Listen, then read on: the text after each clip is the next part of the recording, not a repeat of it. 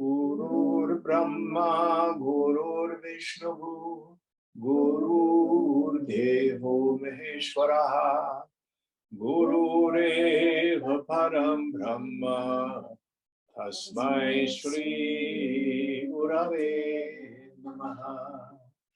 Chinmayam Vyapyat Sarvam, Trailokyam Sacharacharam, Tatpadam Darshitam Yena, Tasmai Shri Gurave Namaha.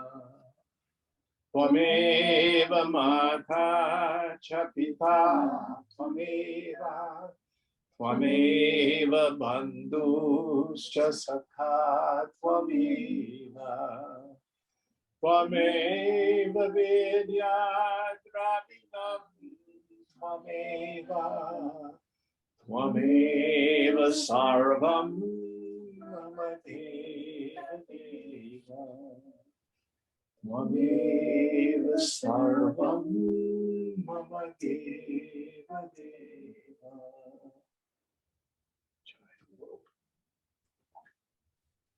Om Sahana Bhavatu, Sahana Bhunaktu, Sahaviryam Karavavahai, Tejasvinavadhitamastu ma vidvishavahai. Om Shanti, Shanti, Shanti.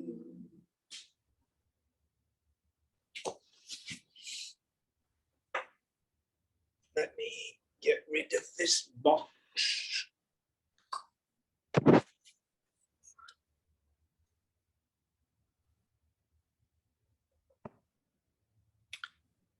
All right. So Mark, do you remember where we are? We're on number 4 on page 4. Number 4 on page 4. So Fang has consented to read. We don't have anybody online who can chant Sanskrit, do we? Deepa is online. Jim, I logged in today, but I don't have the book. Who's that? This is Deepa. Hi, Deepa. How are you? I'm good. I had a few meetings that got canceled, so I thought I'd drop by. Oh, great, great. Well, we'll just have to settle for just the English today.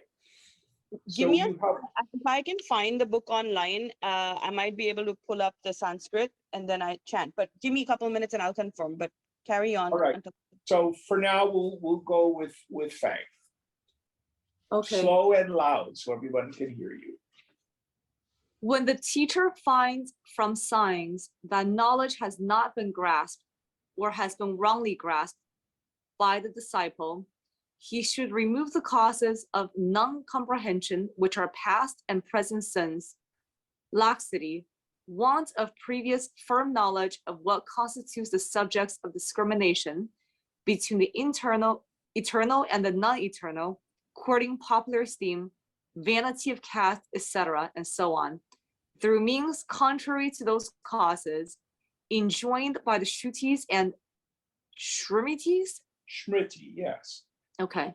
Avoidance of anger, etc., and the vows, yama, consisting of non-injury, etc., also the rules of conduct that are not inconsistent with knowledge. Okay, so last we talked about how the scriptures themselves are a pramana. They are a valid means of knowledge. So if we're doing this right, get your mind tuned up and quiet. And then we, what I call, work the knowledge. We lead your mind along a particular mode of thinking, meaning, who am I? I'm not the body, I'm not the feelings, I'm not the thoughts. I'm that vast empty space of consciousness. And we tell you what you're experiencing when you're experiencing it. That's yourself. It's not a personal sense of self, it's the self. And that self and Brahman are the same. Now, if the student goes, I don't get it, what about being a vegetarian? Then this verse addresses that, meaning there are impediments to the direct apprehension. So here the verse is saying is when there is wrong understanding, incomplete understanding, or the mind is just frankly too gross from lack of practice, then it's the responsibility of the teacher to resolve those doubts. And then what the scripture goes into is it gives us a list of what some of these kleshas, these afflictions, might be. So let's go through the list. Can you help us out again just with the first idea? He should remove the causes of non-comprehension, which are past and present sins. Okay, so the causes of non-comprehension, the veiling power, are past and present sin. So the word here is papam. It's another way of addressing what our vasanas are. So we talked a bit about this last week. What is a vasana? A vasana is an impression left in the unconscious as the result of previously performed egoistic actions, meaning it's been I-ness and minus, where I think I'm a person and I attribute to a person, place, thing, or condition joy-giving or misery-producing qualities. And then after the fact, I engage in what we call chintya, after the fact rumination over that event. And it leaves a kind of impression which has as its result veiling power. This non-apprehension, this non-comprehension. Jim, I hear the words, I may intellectually understand it, but I still feel like a person. Not only that, I feel like a pretty crummy person. I have all these problems. What to do? So let's look at what some of these afflictions are. Next idea. Laxity. Yeah, means, oh, Jim, I love to come to class. It's so nice. I get all tuned up. I feel so high, so peaceful. Well, are you practicing your viveka and your vairagya out there in your own life? Well, not really. Do you have a meditation practice? Well, I used to. What happens when you meditate? Oh, I fall asleep. So laxity, meaning the mind is still gross. The apprehension of the self becomes evident in a sattvic mind.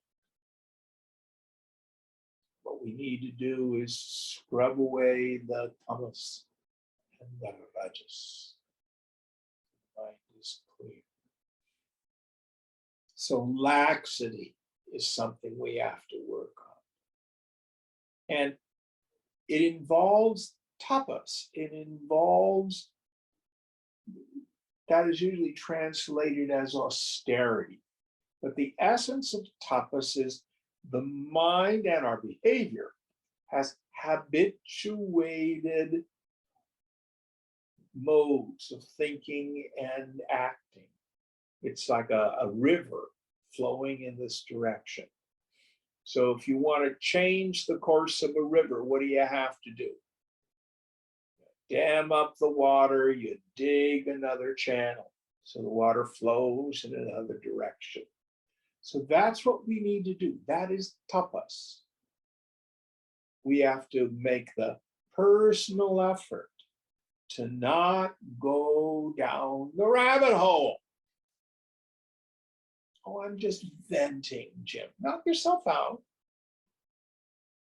But if nothing changes, nothing changes. So you stop going down the rabbit hole of old habituated modes of thinking. It's my father, it's my mother, it's my husband, it's my children, it's my job, it's something out there. Nobody knows the trouble I've seen. Stop it.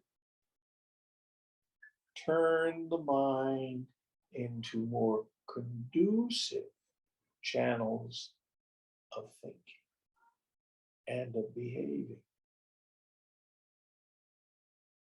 I was talking with a person yesterday, giving him a couple books. Asked him to read, do a little bit of writing. It's not working. But he didn't do any of the assignments I suggested. So armchair grace doesn't work. What do I mean by armchair grace? Oh, I'm just going to sit here and love God and it'll all get fixed. God's going to do it all. I think you all know the story about the person. There's a flood and they're on the roof of their house and they say, God, help me. A few minutes later, somebody comes by in a boat. And the person in the boat says, come on, get in, we'll save you. He says, oh, no, God will take care of me. Go ahead, go ahead. A few minutes later, a helicopter comes up and they drop the harness. Get in, get in. And the guy says, no, God will save me. The helicopter goes on. And finally, the water comes up and he drowns. He gets to heaven.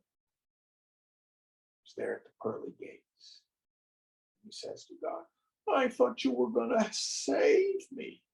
I sent you a boat and a helicopter. What else do you want me to do? So we have to do our part. It's called purushartha, our own self effort. There's no magic bullet. You can't take a pill. That's part of the problem of American culture. We think, oh, if I take a pill, then it'll all be better. If I take painkillers, it'll all be better. Or if I just do this process in therapy, that'll fix it all. Yoga says, no, tapas. Tapas. We have to change the habituated flow of the mind. Not easy. The inability to do that is the laxity. Any thoughts on this? Jim, there actually was a footnote that I forgot to read on the laxity. Please. It said unrestrained conduct, speech, eating, etc. Yeah, same idea. We continue to engage in ways of thinking and behaving that are non-conducive to our spiritual progress.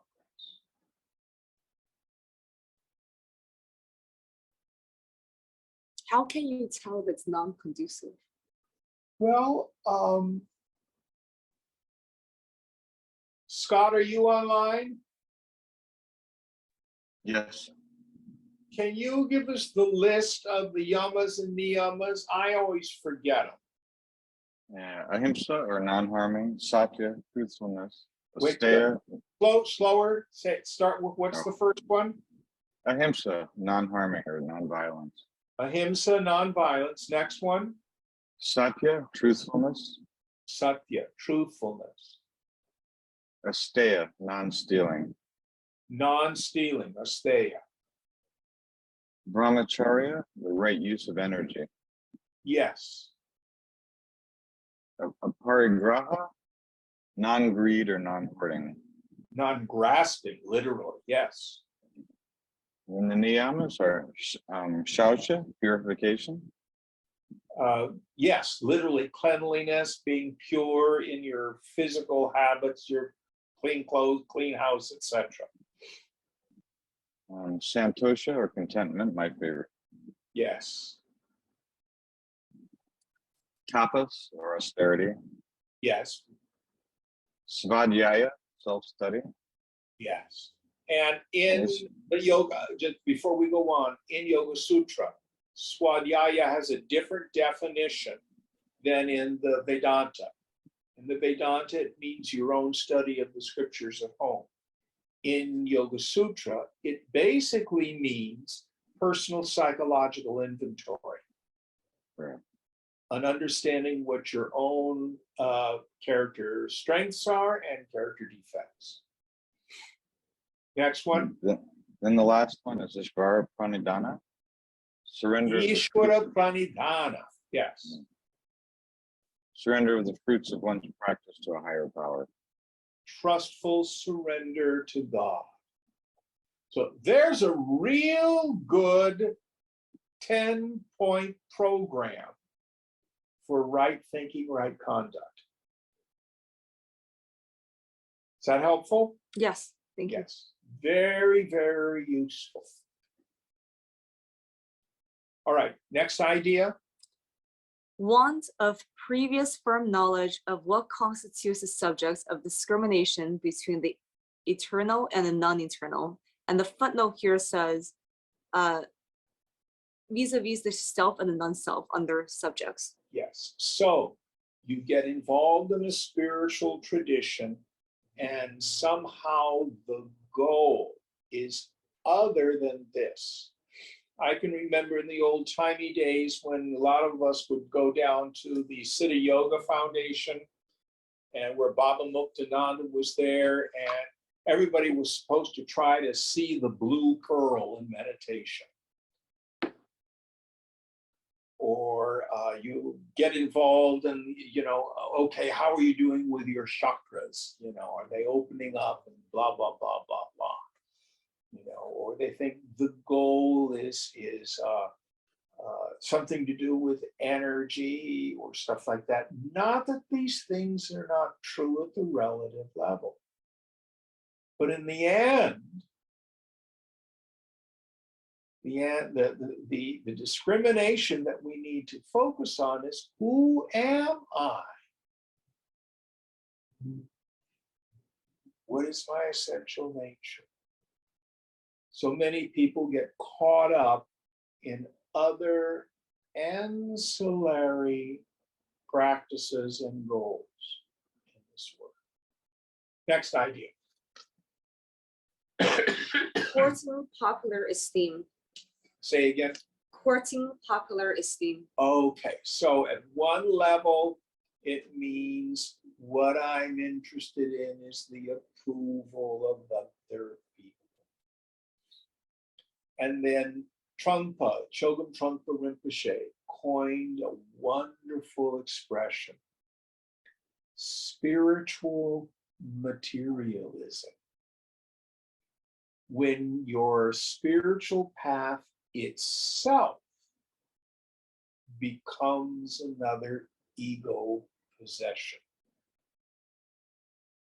So you're wearing blousy tie-dye clothes and everybody knows, oh yes, I have to let everybody know I'm going on a yoga retreat.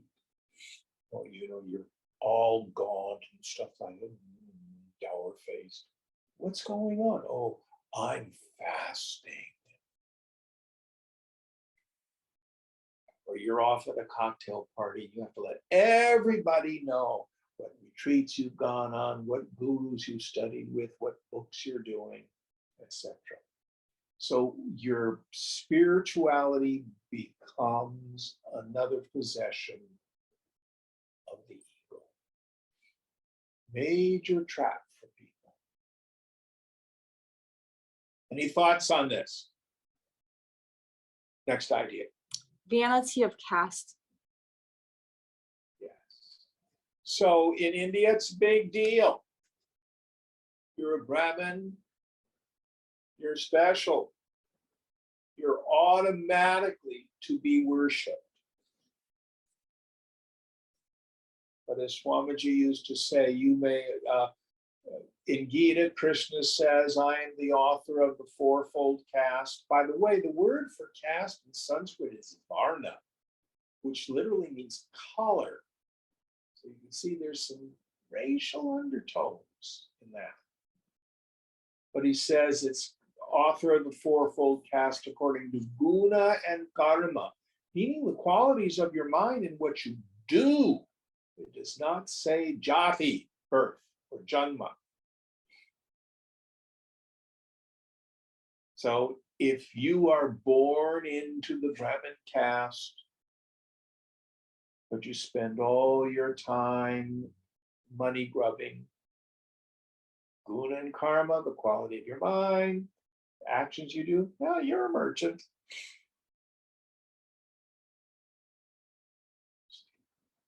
So here, giving up that sort of stuff. Now, for those of us who are non-Indians, we still have class issues, which can be based on culture, on family history.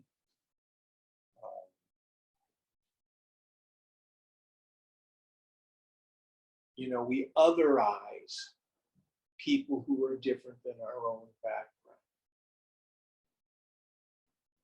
And this vanity of caste can also be in a negative sense.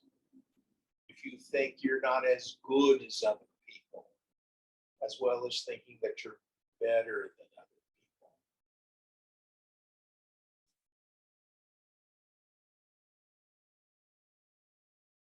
Many cultures, you know, we're just a little bit better than everybody else in the world. We're smarter, we know how to do things better, stuff like that. Or other cultures, we're taught, oh, you know, we have to work harder than anybody else just to stay equal. All that stuff is nonsense when it comes to yoga. May have some application out there in the world. But we have to give it all up. Any questions about this? Next idea. That's basically it for this list. All right. Next verse. He should. Yes. Mark sent me a PDF of the shlokas. It's from the Ramakrishna Mutt, not the Vedanta Society, but it should be. They're the same thing. Yeah. Okay. Cool. So I will let you or Fang cue me as to when you want me to chant. I'm happy to chant. Okay, so this should be verse 5. Okay. Should I go? for it. And so just a note that this is not lyrical the way we are used to in Viveka. That's correct. This is prose, it's not poetry. Yeah. Amanitva digunam cha jnanopayam samyak grahyata. That's it. All right, and the English? Should I read or is Fang reading? Doesn't matter, one of you choose. Okay. He should also thoroughly impress upon the disciple qualities like humility, which are the means to knowledge. So we not only look for the things we want to eschew, let go of, the vanity, seeking approval, etc., but also encourage the disciple to take on the qualifications of a fit student, these yamas and niyamas that Scott shared with us. So over time, what we want to do is engage in a change in thinking, and behaving. It's both. Moving the mind. Remember that idea, the metaphor of the river. Lock it up, move it into new channels. Now, this takes time. This is not something that many of us achieve overnight. Now, Paramahansa Yogananda used to say, environment is stronger than will. Or the old idea, if you hang out in a barber shop long enough, you're probably going to get a haircut. So if you want to be a yogi and you aspire to self-realization, you might want to take a look at changing the company you keep. If everybody you hang out with is completely materialistic, more money, more property, bigger cars, bigger bank account, or what do we do on Friday night? That's the beginning of the weekend, unless it begins on Thursday. We go out, we party. You're hanging out with people who are all sorts of the hooking up all the time. Frequently, yogis will find that their friends over time will change as their values change.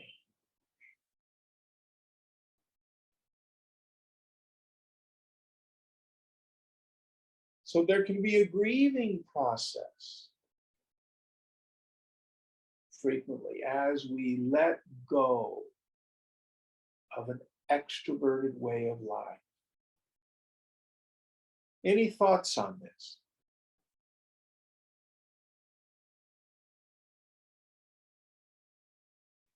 I'm thinking of a particular student who's really, really put a lot of time and energy into his yoga. And he went back home to India recently. And he was hanging out with old high school and college kids. And he was quite a party animal back in his youth. And they were all shocked at how different he was. Now, it had happened gradually. Frequently, other people will notice it before we do.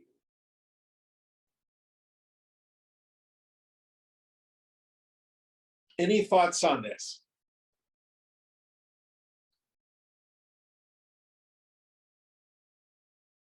All right, next verse. This is a nice long one, so bear with me. Acharyastu ha poha grahana dharana shama dama dayanugraha adi sampanno labdha gamo drishta drishta bhogeshwa nasaktah tyakta sarva karma sadhano brahmavit brahmani sthito bhinnavrito dambhad darpa kuha kashathya maya matsarya nrita hrinka gamama twadi dosharvarjitah kevala paranugraha prayojano vidyopayogarthi purva mupadisheta sadeva somye damagra aside kame vadvitiyam yatra nanyatya pashyati atmai vedam sarvam atma va idameka evagra asit sarve khalvidam brahma ityadya atmaikya pratipadana parashrutihi.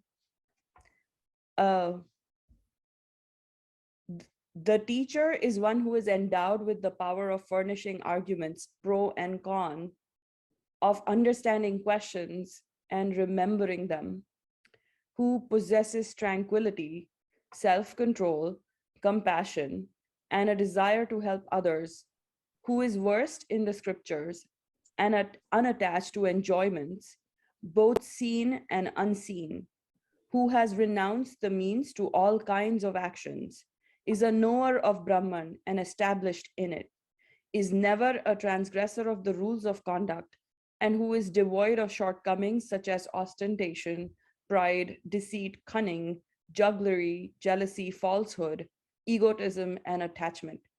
He has the sole aim of helping others and a desire to impart the knowledge of Brahman only. He should first of all teach the Shruti texts, establishing the oneness of the self with Brahman, such as my child, in the beginning, it or the universe was existence only, one alone without a second, where one sees nothing else. All this is but the self. In the beginning, all this was but the one self, and all this is verily Brahman. So, as he does in Viveka Chudamani, after he's begun to explicate what the fit students should not do and what they should do, now he gives us an exhaustive description of the fit teacher. So we need to have a good bullshit detector. All sorts of people who are teaching all sorts of things, set them up as gurus and teachers and stuff like that. Swamiji used to say, the longer the beard, the greater mistrust should be. So here is a very good list of things to look for in a valid or fit teacher. So let's look at them one by one. First idea. The teacher is one who is endowed with the power of furnishing arguments pro and con. So how does he or she do this? If they are a full knower of the Supreme, in a sense, they become an Upanishad. Let me see if I can give an example. So if an alien came from outer space and they looked at a bunch of pictures in the Bhagavad Gita of Krishna having 4 arms and it's blue skin, and they ran into Susali, they came up to her and they said, "Are you a human being?" What would you say? Yeah. And how come you don't have 4 arms? Because I only have 2. Well, do all human beings have 2? I've seen pictures of ones with 4 arms. I haven't. Huh? I haven't. I only seen humans with 2 arms. So the point is, you don't need to read an anatomy book. It's your own nature. People have 2 arms. That's what we are. Likewise, for the woman of knowledge, she knows the self without effort as a constant experience, so she can easily resolve the doubts of others. So if someone comes to her and says, "Oh, I think I've realized the self. It's a flame the size of my thumb in my heart. I saw that in Kathopanishad. I've seen that in meditation. Have I realized the self?" The Guru goes, "No, that's Upasana. That's not yourself. Who is it who saw the flame?" "Oh, I did." "That's yourself." Next idea.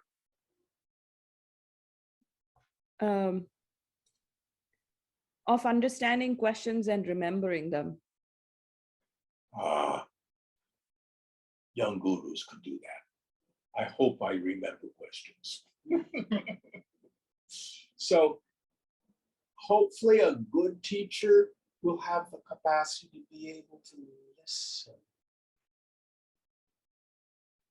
understand the import of the student's doubt, and be able to address it. Be able to address it, to see what are they really driving at. So as their mind is quiet, they're able to more clearly see what's really troubling the student. Next idea.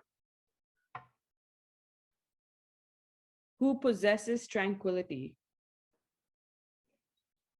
So the mind of the Guru herself should be peaceful and tranquil.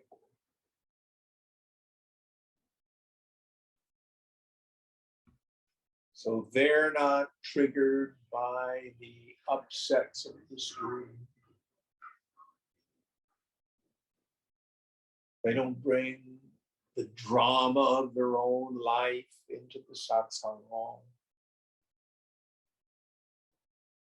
Tranquil. Peace. Next idea. Actually, it's a list of qualities that the teacher should possess. So I'm just going to read the list. So it's who possesses tranquility, self-control, compassion, and a desire to help others. Yes.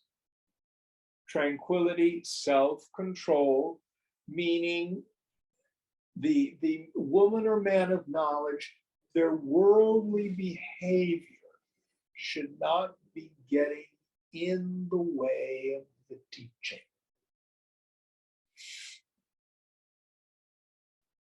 Of course, over here in the West, the three things we run up against all the time: money, sex, and the compulsion to control other people. People whose own fear of financial insecurity or greed gets in the way.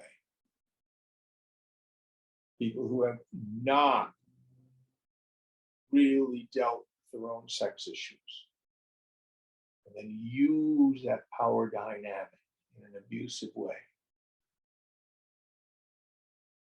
Or they want to control your behavior.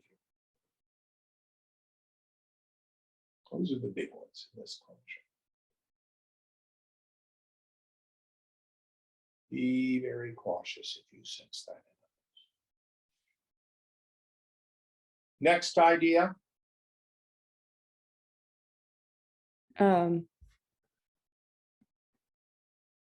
Who is versed in the scriptures who's versed in the scriptures and unattached to enjoyments both seen and unseen.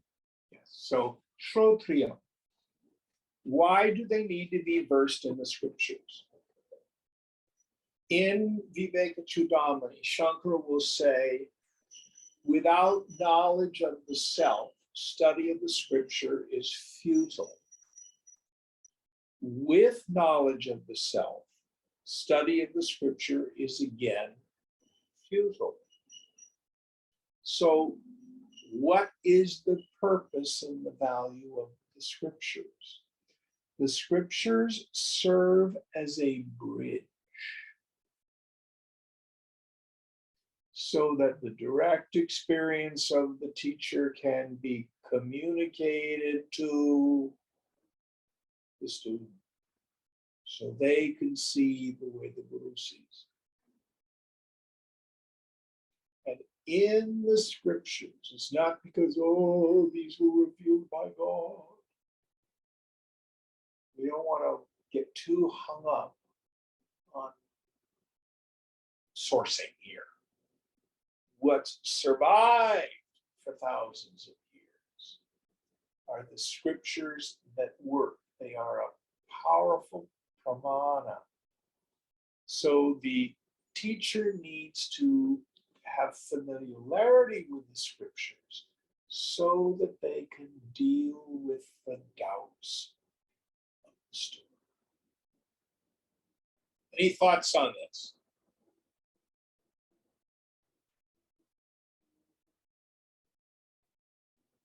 probably one of Swamiji's greatest gifts was being able to transmit not only the highest knowledge, but the means of knowledge. Don't get it too much anymore, but in the early days, I used to get people say, "Oh, Jim, why do you teach from these dusty old Sanskrit books? Why don't you just speak from your heart?" Well, because those dusty old Sanskrit books are incredibly powerful. So this is why the teacher needs to wield a valid means of knowledge. Any thoughts on this? Next idea.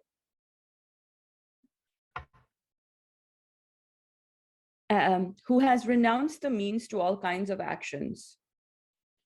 Yes. So the yearning in the heart to accomplish great and marvelous things, to get pleasure from ambition, all that's gone.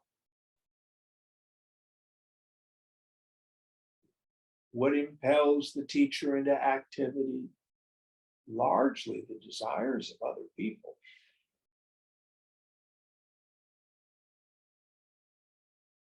They want or need nothing.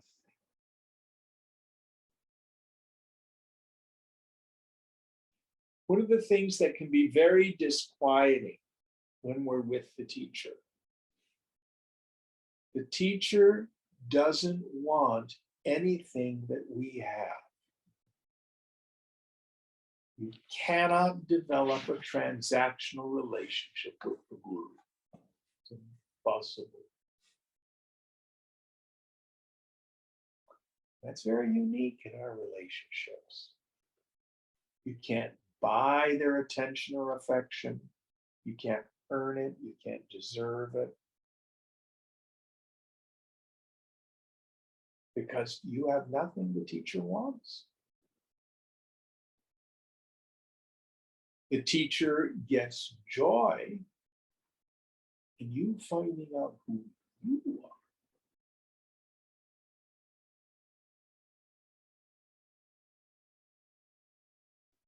Next idea.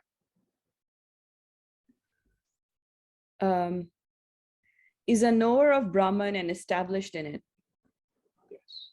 So not only is she a full knower of the Supreme, but her mind has retired into the Supreme. So that when we develop the sensitivity to tune in and tune up to the teacher, we can sense that shunya chitta, vast emptiness of mind.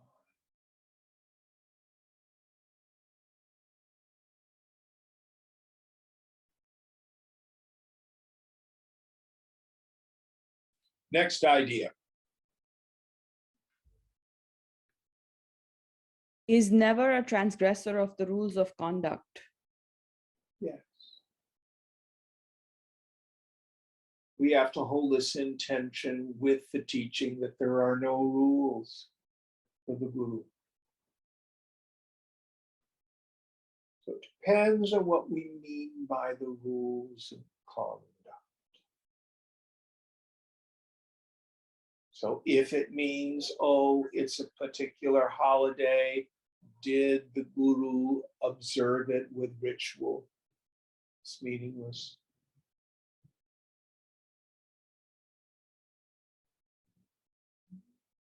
But we want to make sure that the teacher is not a rascal. Why? Because bad behavior gets in the way of the teaching.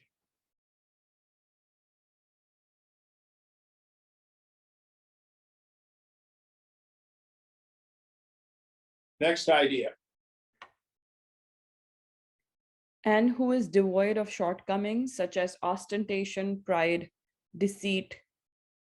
It's a long list of negative traits. So ostentation, pride, deceit, cunning, jugglery, jealousy, falsehood, egotism, and attachment.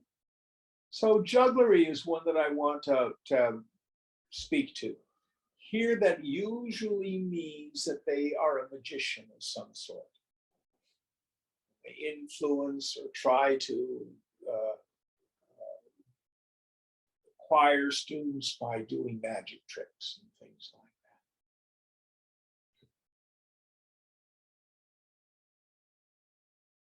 So the normal human ego motivations are gone. Now, Swamiji used to say, if you cannot see who I am, then just see me as a mouthpiece of the scriptures. Do not get involved with my personality. Shankara says the Guru should be an intimate friend to those who have surrendered unto him. But that doesn't mean your buddy.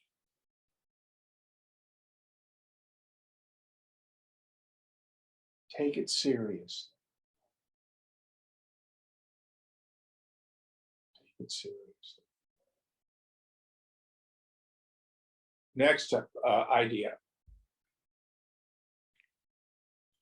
He has the sole aim of helping others and a desire to impart the knowledge of Brahman only.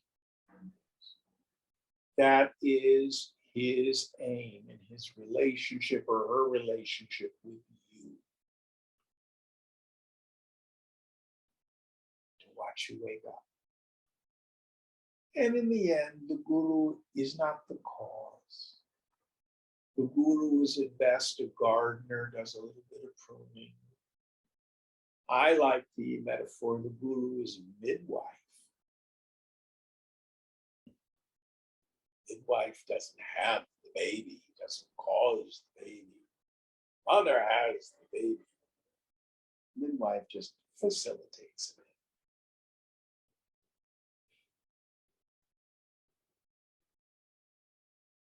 Next idea. He should first of all teach the Shruti texts, establishing the oneness of the self with Brahman, such as my child in the beginning. That's okay. There's just a list of various texts. So what should the teacher do? Using the scriptures as this bridge, should teach the student what is the nature of yourself. What is the nature of the world? What is the cause of our bondage? How do we get out of it completely?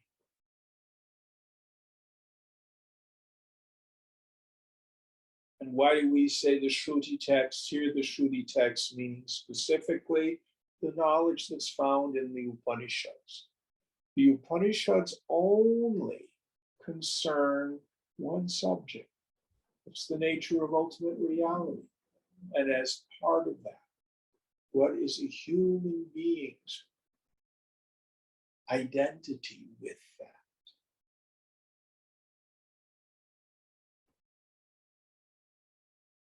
The Guru's not a fortune teller. The Guru's not a marriage counselor. The Guru's not your financial advisor.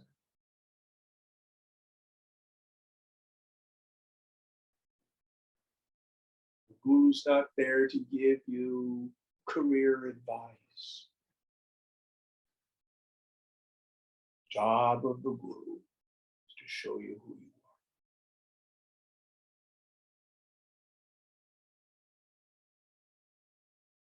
are. Next idea.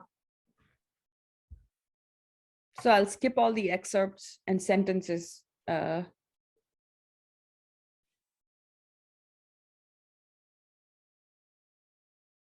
Yeah, it's just excerpts and sentences. To the end of the verse. Yeah. Okay, next verse.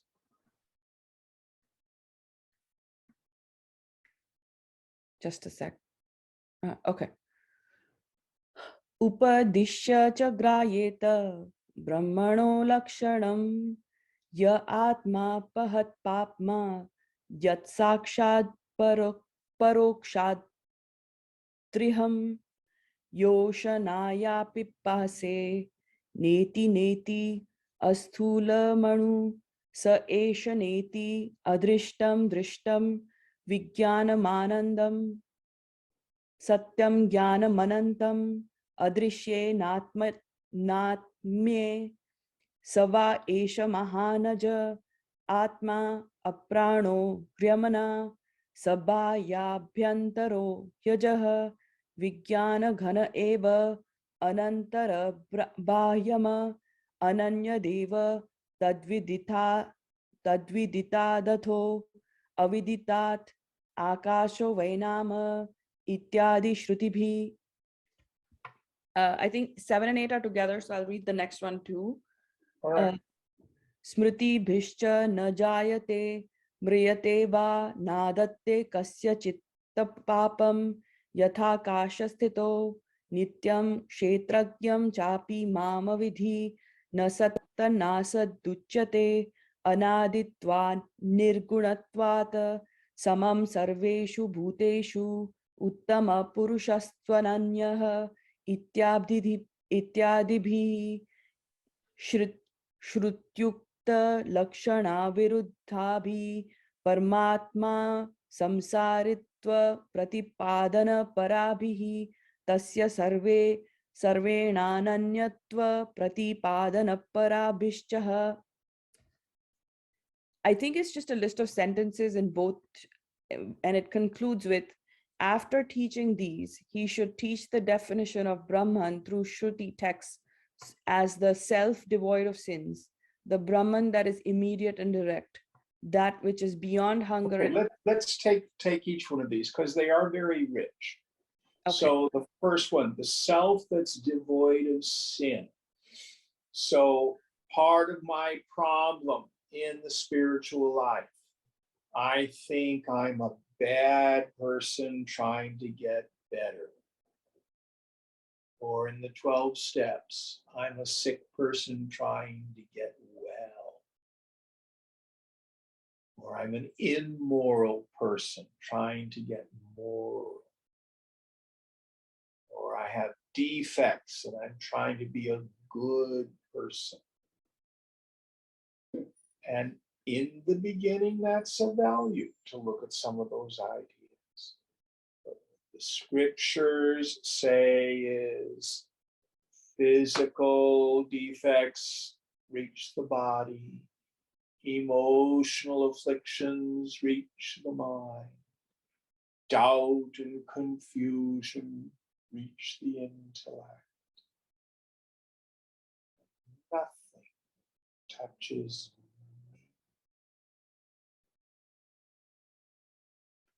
Over and over again, Swamiji used to say, the way to heal the mind is to get out of them.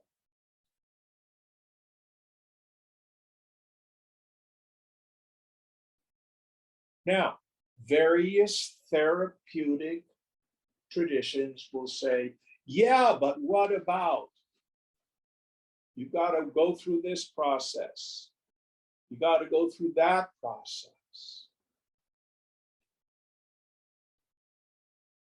What Shruti says is, you are beyond all process. You are beyond all taint, dirt, defect.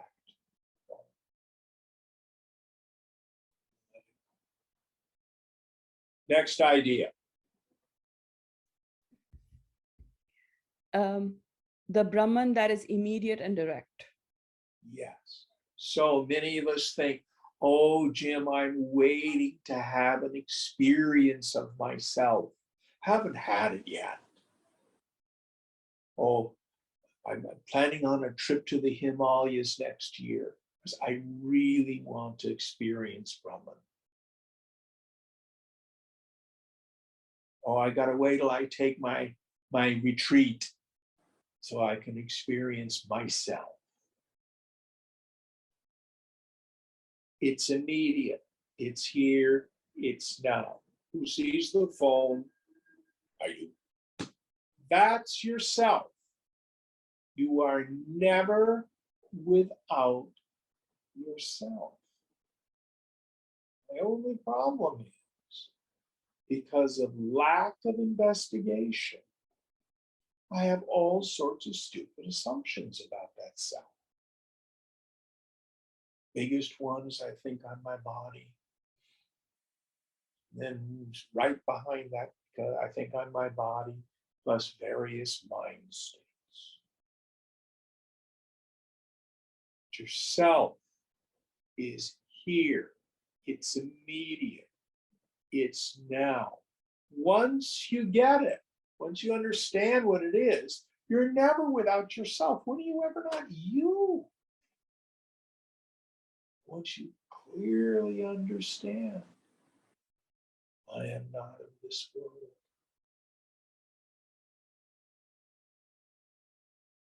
I'm in the world, but not of it. My kingdom is not of this world. Everything changes.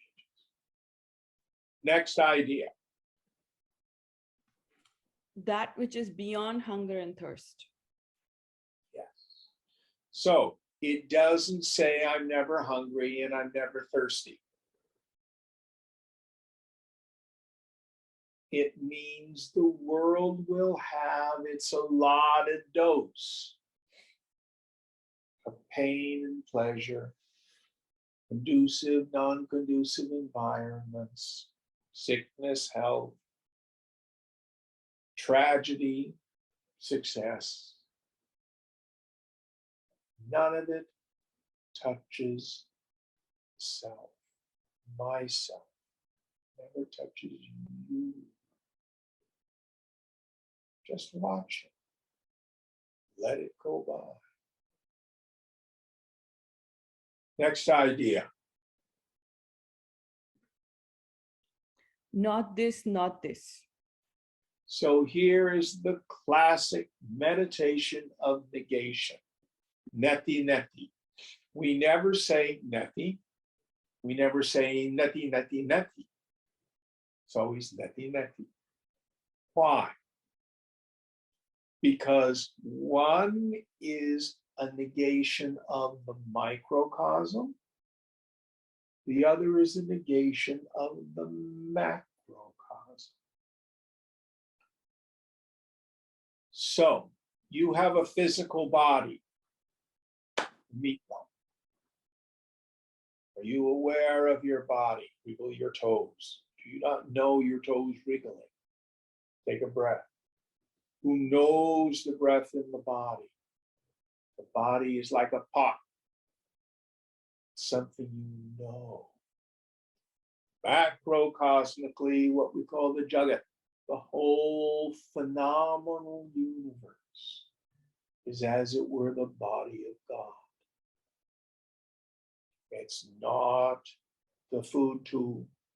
It's not the phenomenal world. You have emotions and thoughts, interior life. You were not your thoughts and feelings. The macrocosm has a total mind. And you find it's hard to figure out any kind of real distinction between my mind and the mind.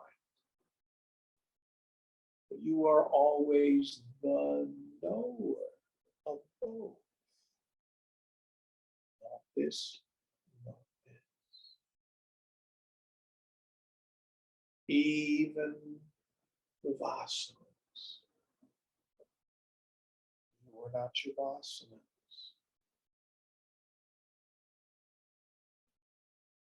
Cosmically, the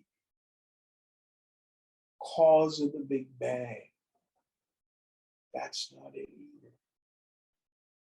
The witness in you simple awareness, ground of being of the entire creation. They are the same thing. So, if it has a beginning and an end, if it occurs in time and space, if it has qualities and characteristics, if it's a physical object, if it's an emotion, if it's a thought, that isn't it. If it can be objectively cognized, drop it. Neppy. Next idea. Neither gross nor subtle. Same idea. By gross, we mean physical objects. By subtle, we mean thoughts, feelings, images, energies. Oh, Jim, I think I'm advancing spiritually. I'm getting buzzings in my third eye. Not this.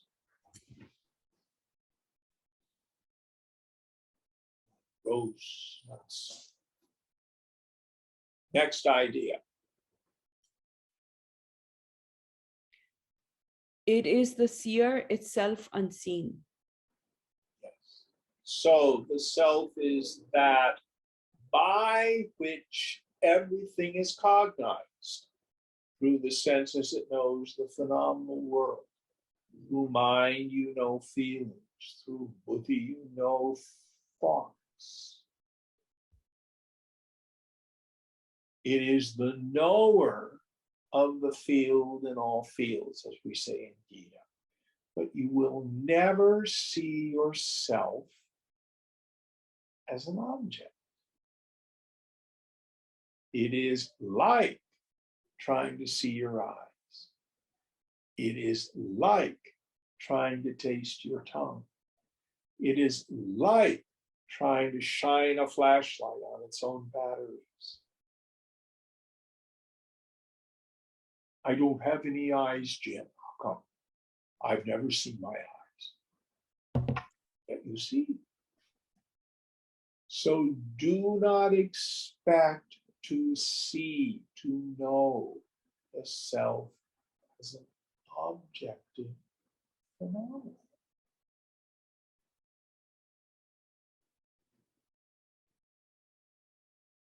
Oh, Jim, I took MDMA and I felt all one with everything, like my hand would merge into the walls and stuff like that. That isn't it. What mind state were you in before you went to Burning Man? Just ordinary. I was driving through the desert. And when you took the drug, who knew the drug trip? Oh, I did. It was fabulous. And what mind state are you in now? I'm so pissed at so-and-so. Who knows that? I know. What is the constant factor? Next idea. Knowledge bliss. Yes. Chidananda. Okay, you're always experiencing the self. It's always pure existence, pure knowledge, bliss absolute. I know I'm always existent. I always am. I know I'm sentient, I'm conscious. But Jim, I'm not blissful all the time. Well, the only logical conclusion is what the scriptures say Ananda is, cannot be what you think it is. Why do we call it Ananda? Bliss absolute. In the beginning, I recommend that we translate Ananda as no sorrow reaches there. Physical pain gets as far as the body, emotional pain gets as far as the mind, confusion and doubt get as far as the intellect. Ooh. And like the center of the cyclone, nothing touches me. Why do they use the word ananda? Because of the deep understanding of where and what happiness is. Happiness is a mind state. It is the state of the mind when it comes home. Classic image is like the waves in the ocean. When the mind is extroverted and caught up in attachment and longing, waves are storming, feels terrible. But when I can let go, let it be, the waves merge back into the ocean. So when the extroverting mind comes home to the self, it is then blissful. So I think a better translation of Ananda is the fountainhead of all joy, the source of all happiness, bliss absolute in that sense. Next idea. Existence, knowledge, infinite. Yes. Sat, you are. When are you ever not you? Oh, I wasn't myself yesterday. What does that mean?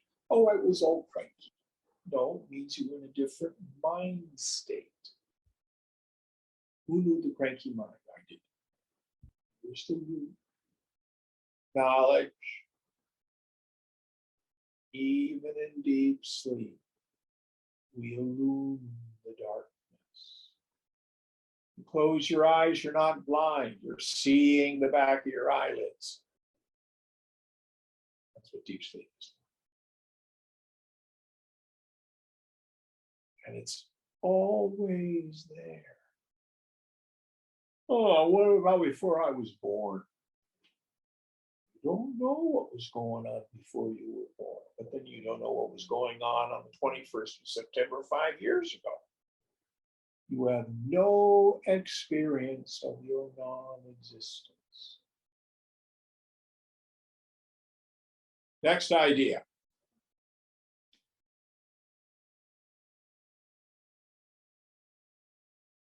Oh, sorry, I was on mute. Imperceptible and bodyless. Yes. So again, the self is not something to be known as an object. And it's not a form like Lord Shiva, Lord Krishna, or Jesus. Next idea. How many more of these do we have? Because it's 12 o'clock. Oh, we are only halfway through the verse. We'll finish it up, the rest, next week. We'll have to stop here. All right. Om Purnamada Purnamitam Purnat Purnamudachyate Purnasya Purnamadhaya Purnameva Vashishyate. Om Shanti Shanti Shanti.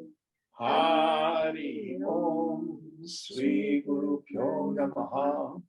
Hari Om. Om.